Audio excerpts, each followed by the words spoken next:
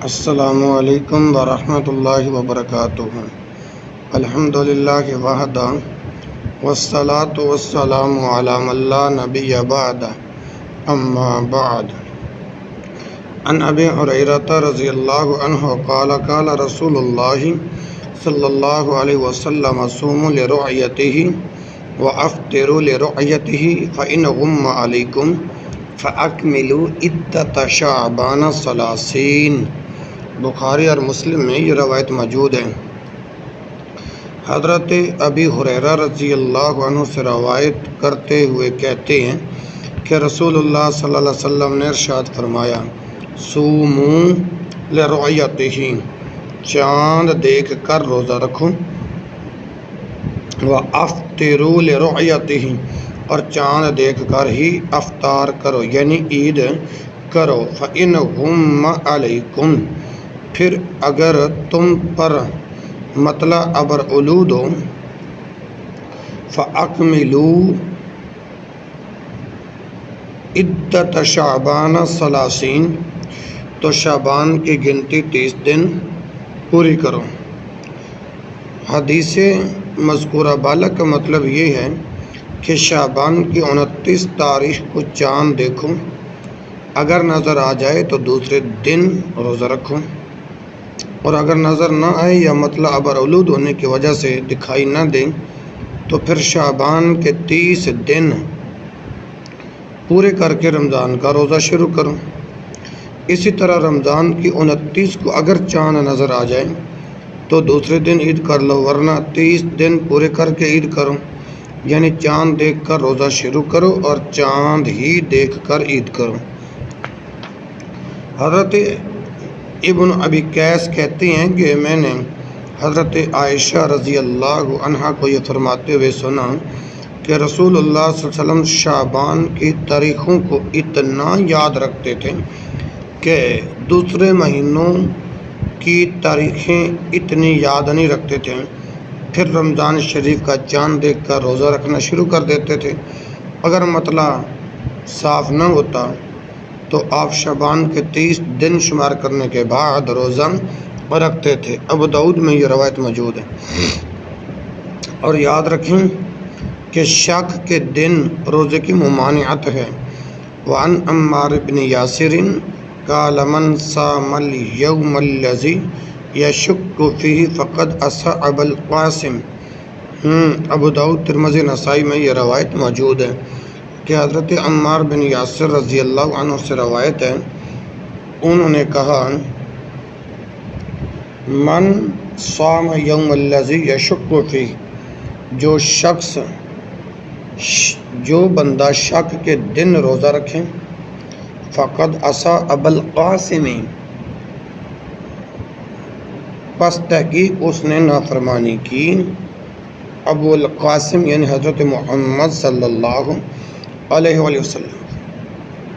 شعبان کی 29ویں تاریخ کو اگر چاند بسبب ابر و غبار دکھائی نہ دے یا گواہی دے رؤیت ہلال کی، ایک شخص اور اس کی گواہی کو رد کر دیا جائے، یا 2 فاسق گواہی دیں اور وہ بھی رد کر دی جائے، اس شام کے بعد جو دن ہو اس کو یوم شک کہتے ہیں، کیونکہ احتمال ہے کہ رمضان کا دن ہو اور یہ بھی ہو سکتا ہے کہ رمضان کا نہ ہو۔ پس اس صورت میں جو یوم شک کا روزہ رکھے گا وہ گنہگار ہوگا۔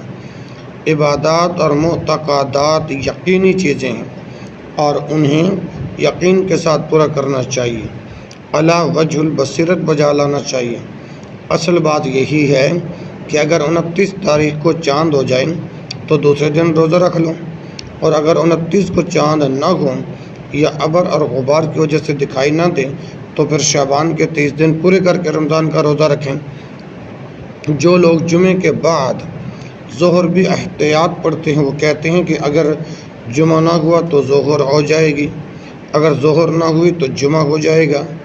ایسے لوگوں کو شک اور تردد کی ظلمت سے نکل کر تحقیق کی روشنی میں آنا چاہیے۔ حضرت ابن عمر رضی اللہ عنہما روایت کرتے ہیں کہ رسول اللہ صلی اللہ علیہ وسلم جمعے کے بعد 2 سنتیں پڑھتے تھے گھر جا کر۔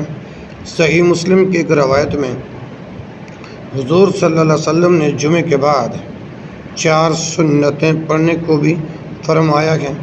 اس تحقیق سے ثابت ہوا کہ نماز جمعہ کے بعد چاہے کوئی 2 سنتیں پڑھے چاہے کوئی 4 پڑھ لے، بس مسئلہ واضح ہو گیا کہ رحمت دو عالم صلی اللہ علیہ وسلم نے تمام زندگی کبھی بھی جمعہ کے بعد ظہر نہیں پڑھی۔ پھر جو لوگ شک اور تردد کے بنا پر جمعہ کے بعد ظہر پڑھتے ہیں، کیا وہ رسول اللہ صلی اللہ علیہ وسلم کی نافرمانی نہیں کر رہے ہیں؟ حضور صلی اللہ علیہ وسلم کی آواز سے اپنی آواز اونچی نہیں کر رہے؟ انہیں ڈرنا اور خوف کھانا چاہیے اور شک و شبہ کی طریقے غار سے نکل کر آفتاب رسالت صلی اللہ علیہ وسلم کی روشنی میں بعد جمعہ صرف 2 یا 4 سنتوں پر اکتفا کرنی چاہیے۔ رمضان کے چاند کی گواہی کی بات ہو رہی تھی کہ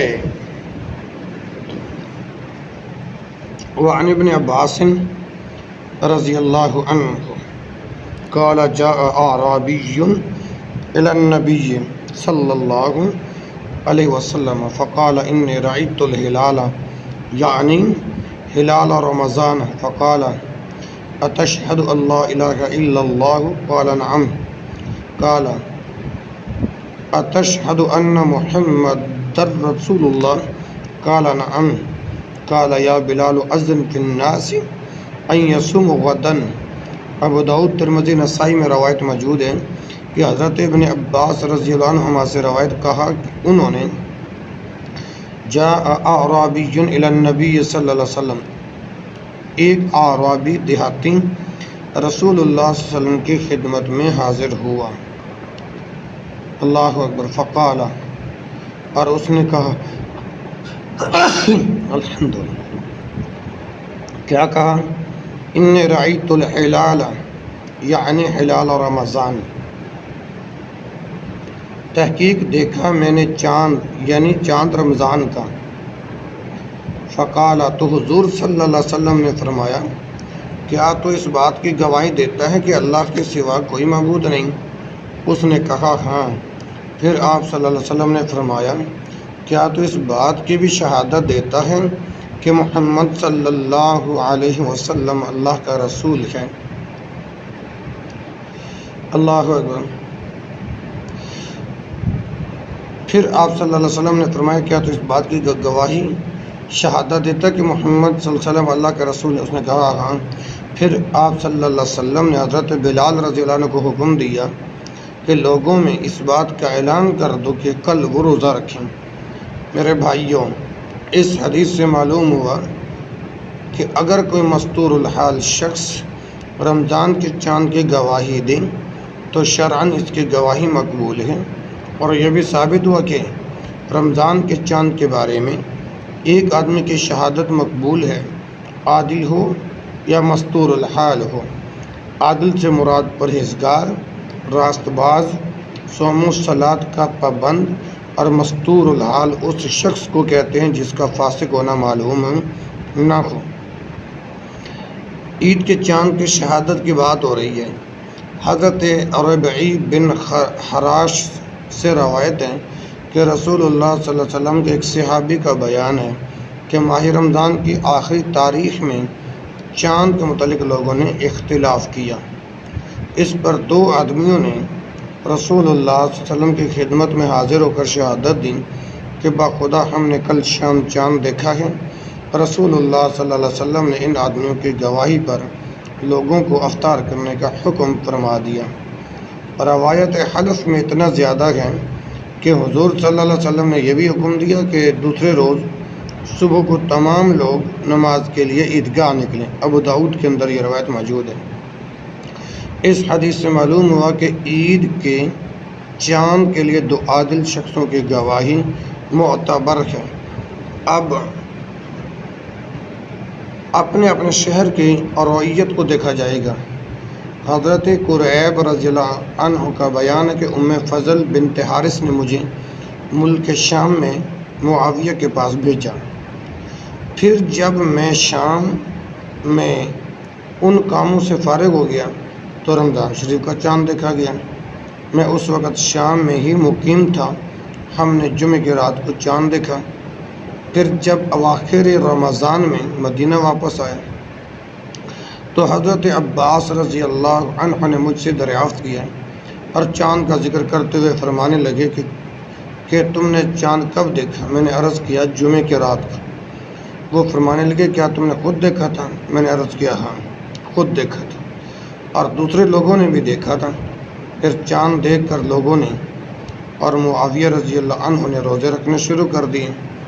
اس پر حضرت ابن عباس رضی اللہ عنہما نے فرمایا کہ ہم نے تو ہفتہ کی رات کو چاند دیکھا تھا، اس لیے ہم تو پورے 30 روزے رکھیں گے یا 29 کا چاند دیکھ کر ختم کریں گے۔ اللہ اکبر۔ میں نے دریافت کیا کیا آپ معاویہ رضی اللہ عنہ کے رؤیت ہلال اور روزوں کو اس امر میں کافی نہیں سمجھتے؟ انہوں نے فرمایا کہ ہم کو رسول اللہ صلی اللہ علیہ وسلم نے ایسا ہی حکم دیا ہے۔ ابو داؤد کے اندر یہ روایت موجود ہے۔ اس حدیث سے ثابت ہوا کہ ہر ملک اور ہر شہر کی رؤیت اپنی اپنی جدا جدا ہے جو معتبر ہے، اور رؤیت چاند کی دعا ہم میں سے ہر سب کو آنی چاہیے۔ جب چاند دیکھیں تو یہ دعا پڑھیں، اللہم احلہ علینا بالامن والایمان والسلامت والاسلام ربی وربک اللہ، رواہ الترمذی۔ یہ روایت ترمذی میں موجود ہے۔ اللہم اے ہمارے پروردگار، احلہ علینا بالامن والایمان، تو اس مہینے کو ہم پر سے امن و امان اور سلامتی والسلامت والاسلام اپنی فرما برداری کے ساتھ گزار دیں۔ ربی و ربک اللہ، اے جہان کو روشنی سے بھر دینے والے چاند، سن میرا اور تیرا پروردگار اللہ ہے۔ اسی طرح ایک بھائی سحری کے بارے میں پوچھ رہا تھا کہ سحری کے بارے میں بھی تھوڑے سے احکام بیان کر دینا۔ تو بھائی سحری جو ہے وہ رمضان المبارک میں ہوتی ہے، سحری کھانی چاہیے۔ حضور انور صلی اللہ علیہ وسلم نے ارشاد فرمایا تسحروا فإن فی السحور برکۃ، سحری کھاؤ اس لیے کہ سحری کھانے میں یقیناً برکت ہے۔ اور ارشاد نبوی سحری کھاؤ کا مطلب یہ ہے کہ کھاؤ سحر کے وقت کچھ نہ کچھ۔ چنانچہ ایک روایت میں آپ نے فرمایا کہ سحری کھاؤ اگرچہ پانی کا ایک گھونٹ ہی ہو۔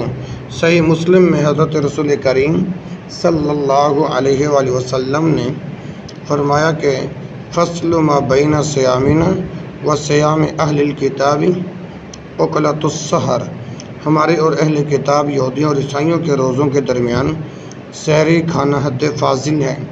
اہل کتاب کے لیے رات کو سونے کے بعد کھانا حرام تھا اور ہمارے لیے مباح ہوا، پھر ہمیں یہودیوں کی مخالفت کرتے ہوئے ضرور سحری کھانی چاہیے تاکہ خدا کے اس انعام کی شکر گزاری پائی جائے، کیونکہ اللہ رب العالمین ارشاد فرماتے ہیں وَكُلُوا وَاشْرَبُوا حَتَّى يَتَبَيَّنَ لَكُمُ الْخَيْطُ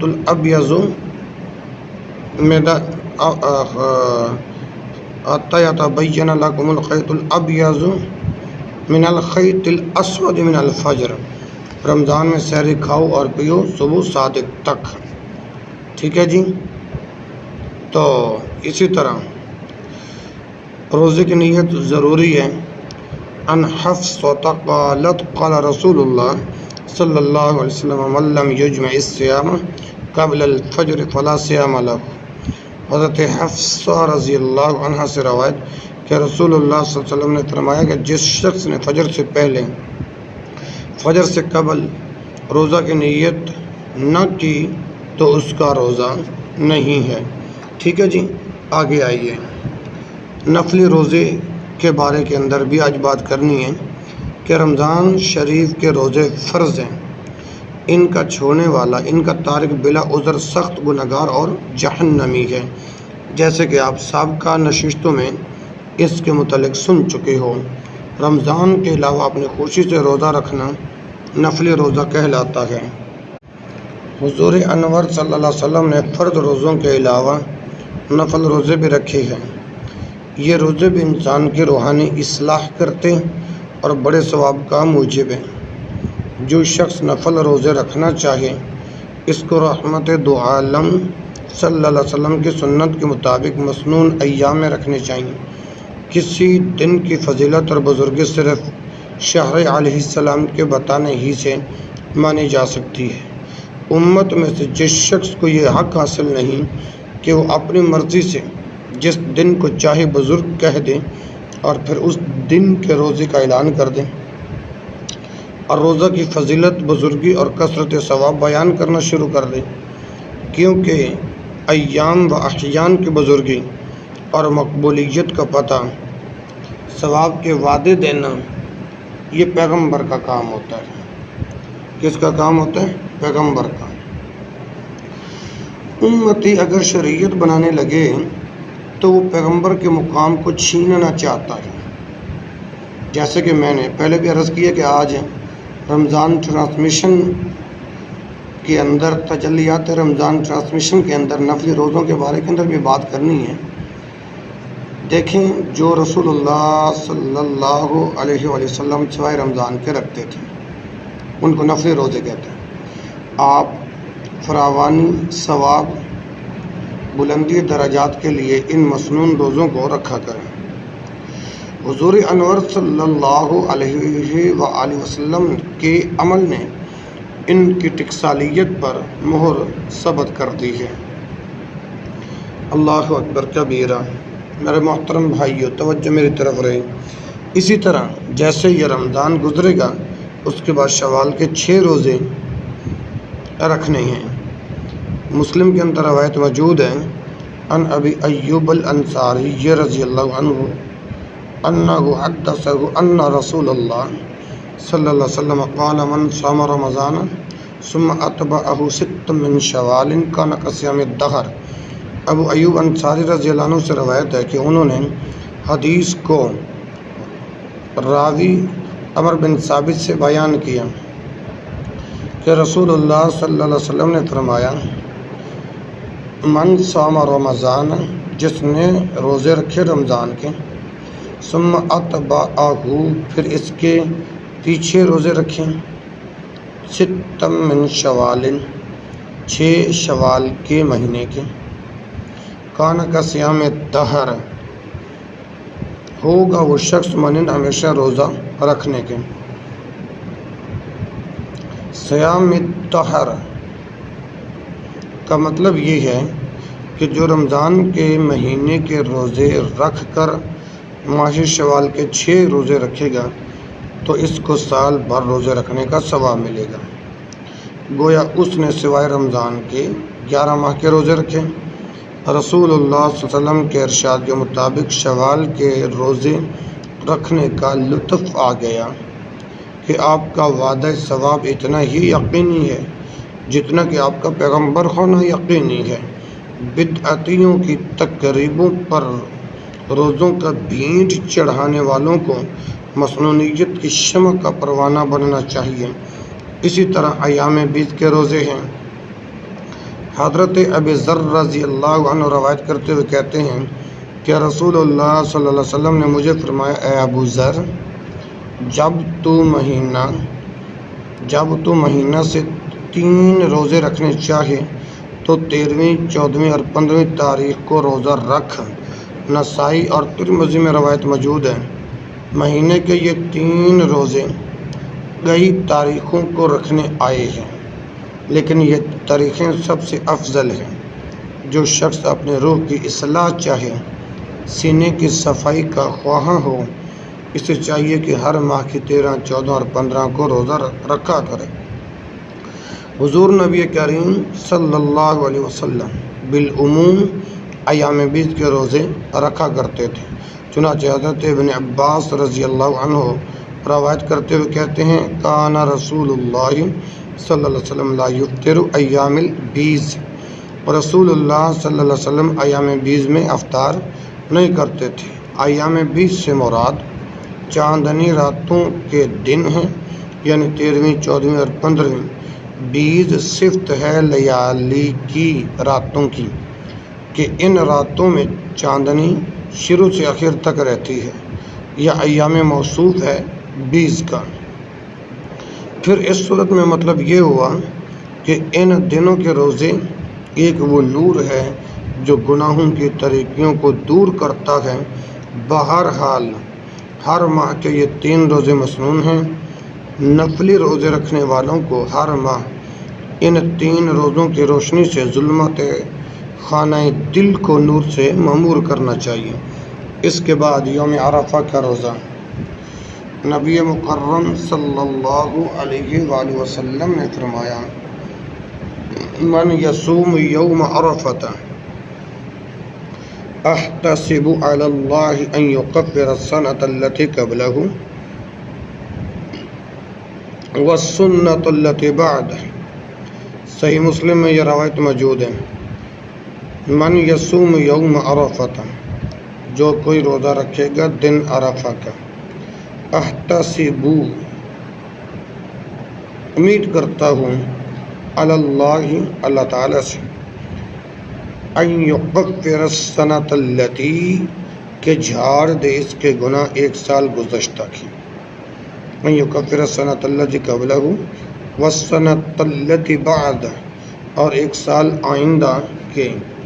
اس حدیث سے معلوم ہوا کہ یوم عرفہ یعنی 9 ذی الحجہ کو روزہ رکھنا بہت بڑا ثواب ہے۔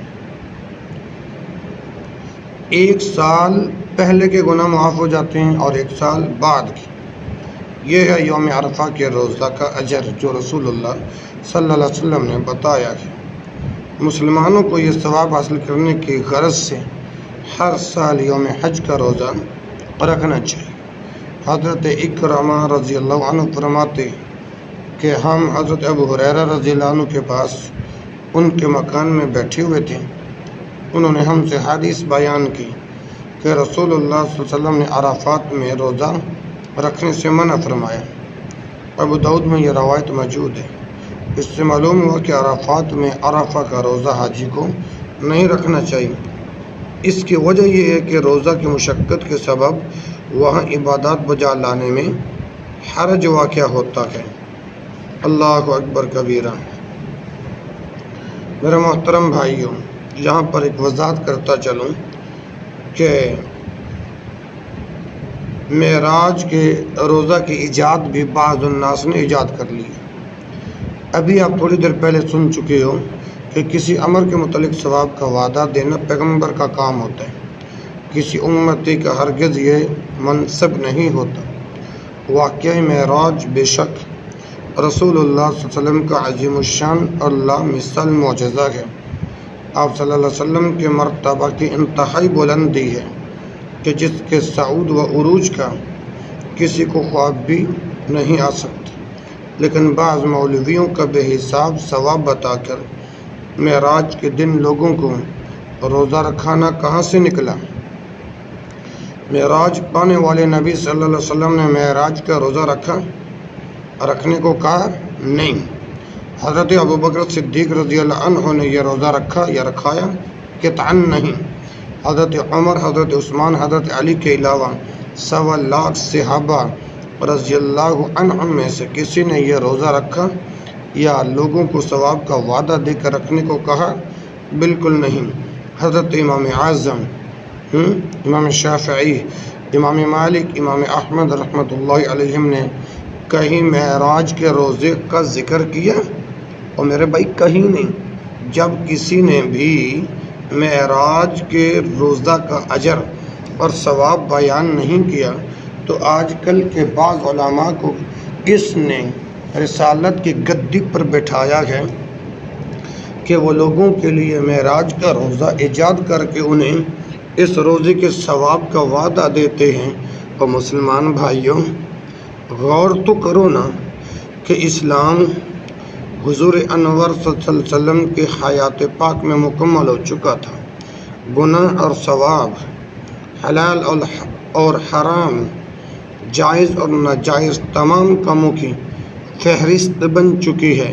امت میں سے کسی شخص کو یہ اختیار نہیں کہ اس فہرست میں کمی بیشی کریں۔ آپ جو مسئلہ بھی کسی سے سنیں تحقیق کریں کہ کیا اللہ یا اس کے رسول پاک صلی اللہ علیہ وسلم نے فرمایا ہے، اگر فرمایا تو 1000 جان سے اس پر عمل کریں،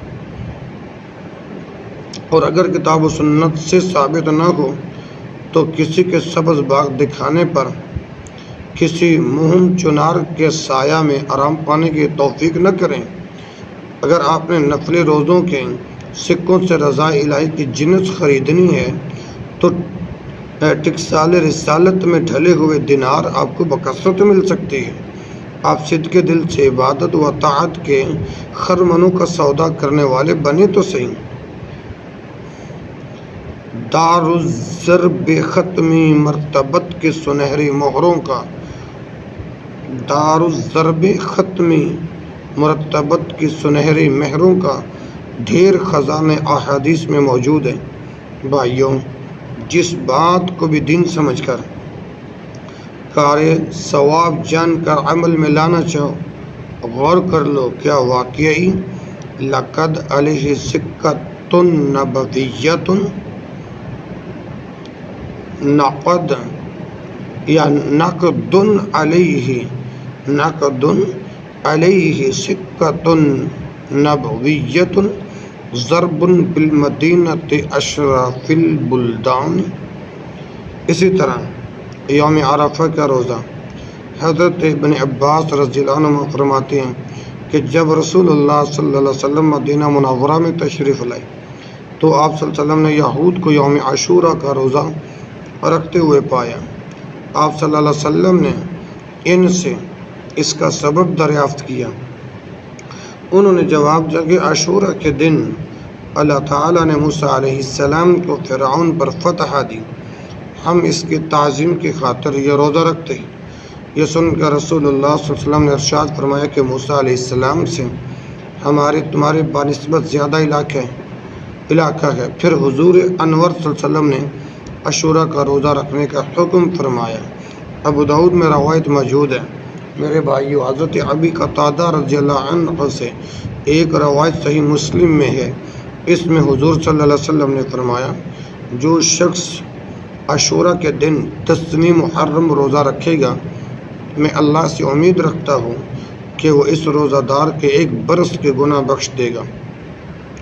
یوم عاشوراء کی بزرگی اور فضیلت جو ابھی آپ نے سماعت فرمائی ہے، یہ رمضان کے فرض ہونے سے پہلے کی بات ہے۔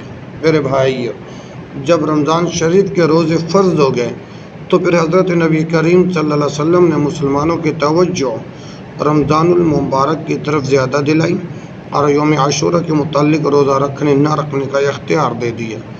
گویا بعد رمضان اس روزہ کی اہمیت اللہ کے حکم سے کم کر دی۔ حضرت جابر بن سمورہ رضی اللہ عنہ سے روایت ہے کہ رسول اللہ صلی اللہ علیہ وسلم عاشوراء کے دن روزہ رکھنے کا حکم دیا کرتے تھے، ہم کو بھی اس کی ترغیب دیتے تھے اور نگرانی رکھتے تھے۔ لیکن جب رمضان کے روزے فرض کر دیے گئے پھر حضور صلی اللہ علیہ وسلم نے ہم کو اس دن روزہ رکھنے کا نہ تو حکم دیا اور نہ منع فرمایا اور نہ اس کی نگہداشت کی۔ صحیح مسلم میں روایت موجود ہے۔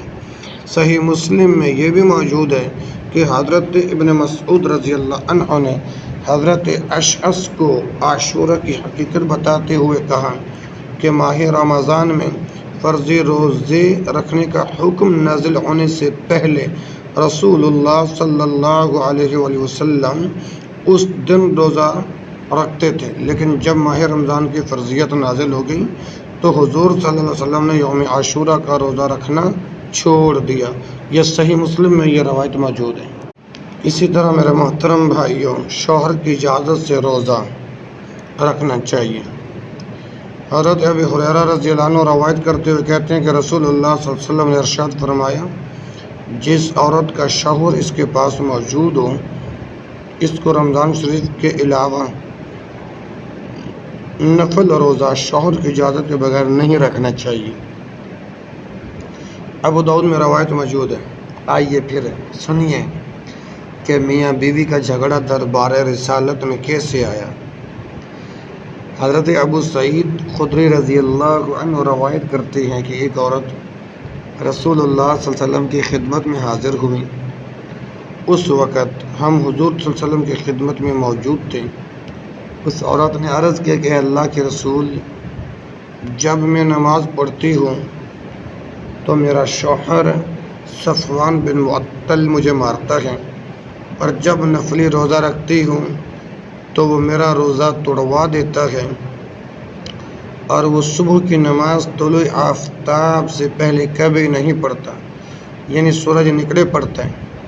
صفوان بن معطل رضی اللہ عنہ بھی وہاں بیٹھے ہوئے تھے۔ حضور صلی اللہ علیہ وسلم نے ان سے دریافت فرمایا کہ تمہاری بیوی کیا کہہ رہی ہے؟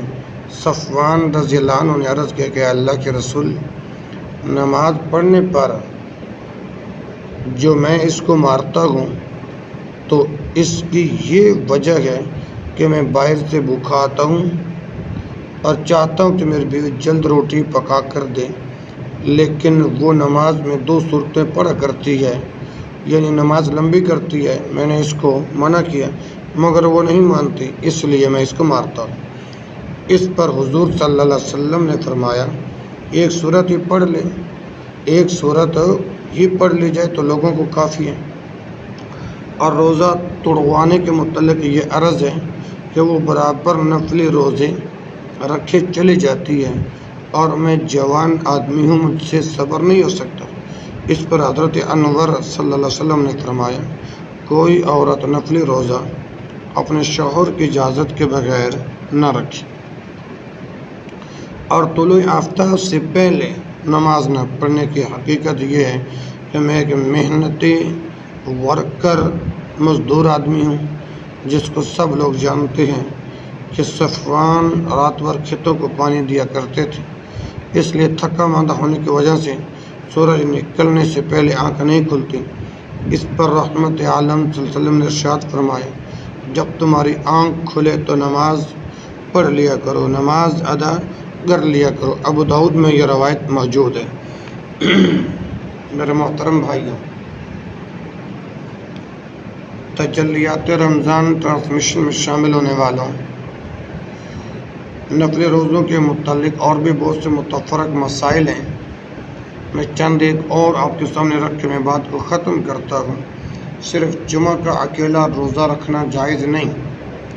اگر جمعہ کا نفلی روزہ رکھنا ہو تو ایک روزہ پہلا یا پچھلا، یعنی جمعرات یا ہفتہ کا ساتھ ملا کر رکھ سکتے ہیں۔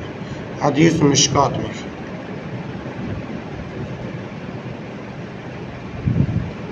صرف ہفتہ کا روزہ جائز نہیں، ہاں اتوار کا ملا کر رکھ سکتے ہیں۔ حدیث سنن الترمذی میں موجود ہے۔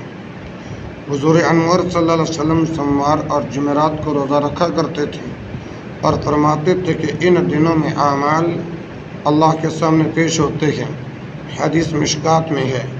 حضور پر نور صلی اللہ علیہ وسلم فرماتے ہیں کہ جو اللہ کے راہ میں ایک روزہ نفل مسنون رکھے گا، اللہ اس کو دوزخ سے 70 برس کے راہ دور ڈالے گا۔ حدیث مشکات میں ہے۔ حضرت انور صلی اللہ علیہ وسلم نے فرمایا، جو اللہ کے رضامندی کے لیے ایک دن مسنون روزہ رکھتا ہے، اللہ اس کے اور دوزخ کے درمیان اتنا فاصلہ کر دے گا جتنا آسمان اور زمین کے درمیان میں ہے۔ حدیث مشکات میں ہے۔ حضرت نبی اکرم صلی اللہ علیہ وسلم فرماتے ہیں، جو صرف اللہ کی خوشنودی کے لیے ایک روزہ رکھتا ہے، اللہ اس کو دوزخ سے اتنی دوری پر ڈال دے گا جتنا کہ کوے کا بچہ پیدائش کے وقت سے لے کر بوڑھا ہو کر مرنے تک اڑتا رہے۔ حدیث مشکات میں ہے۔ بدھ اور جمعرات کا روزہ رکھنے والے کو لؤلؤ اور یاقوت کا ایک مکان جنت میں دیا جائے گا۔ طبرانی میں روایت موجود ہے۔ نفلی روزوں کے لیے صبح صادق سے پہلے نیت ضروری نہیں، دن میں ہر وقت نیت کر سکتے ہیں۔ حدیث مسلم میں ہے، نفلی روزہ رکھ کر دن میں جب چاہیں افطار کر سکتے ہیں، کوئی کفارہ نہیں اور نہ ہی قضا ضروری ہے۔ حدیث سنن الترمذی میں موجود ہے۔ اور اگر نفلی روزہ دار کو کوئی دعوت دے تو روزہ افطار کر سکتا ہے، یا یہ بھی کہہ سکتا ہے کہ میں روزہ دار ہوں۔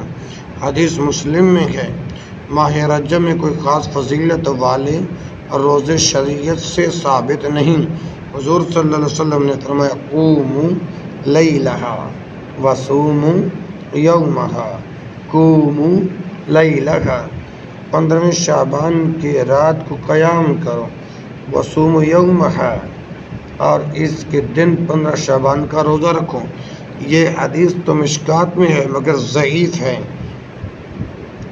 اللہ اکبر۔ لکھی اور ہزاری روزہ ایجاد بندہ ہے۔ لکھی اور ہزارویں روزہ، لکھی اور ہزاری روزہ ایجاد بندہ ہے۔ امت کے سپوتوں نے گھر سے ثواب کے وعدے دے کر شریعت سازی کی ہے۔ جس شخص نے روزہ مانا ہوا ہو، یہ مطلب ذہن نشین کر لیں، جس بندے نے روزہ مانا ہوا ہو اگر وہ فوت ہو جائے تو اس کے ولی کو روزہ رکھنا چاہیے، کیونکہ نظر کا ایفا واجب ہے۔ حدیث بخاری میں ہے، صحیح بخاری میں حضرت ابن عباس رضی اللہ عنہما سے روایت ہے کہ ایک شخص نے حضور صلی اللہ علیہ وسلم کی خدمت میں حاضر ہو کر عرض کیا کہ اے اللہ کے رسول، میری بہن نے حج کرنے کی نظر مانی تھی مگر اس کا انتقال ہو گیا۔ آپ صلی اللہ علیہ وسلم نے فرمایا اگر اس پر قرض ہوتا تو تم اس کی طرف سے ادا کرتے یا نہیں؟ اس نے عرض کیا جی ہاں۔ اللہ کے نبی صلی اللہ علیہ وسلم نے فرمایا اللہ کا قرض بھی ادا کرو، یعنی اپنی نظر بھی ادا کرو، کیونکہ یہ اللہ کا قرض ادائیگی کا زیادہ حقدار ہے۔ حدیث بخاری میں ہے۔ اور میرے محترم بھائیوں، اس ارشاد نبوی صلی اللہ علیہ وسلم سے جہاں نظر کا ایفا پورا کرنا واجب ثابت ہوا، وہاں یہ بھی مہر نمروز کی طرح روشن ہوا کہ نظر نیاز اللہ کی عبادت ہے جو صرف اللہ ہی کے لیے ثابت ہے۔ جو شخص غیر اللہ کے لیے نظر نیاز مانتا ہے وہ غیر اللہ کی پرستش اور عبادت کرتا ہے اور وہ بلا ریب شرک ہے۔ سبحانک اللہم و بحمدک، اشہد ان لا الہ الا انت، استغفرک و اتوب الیک، و آخر دعوایا ان الحمد للہ رب العالمین۔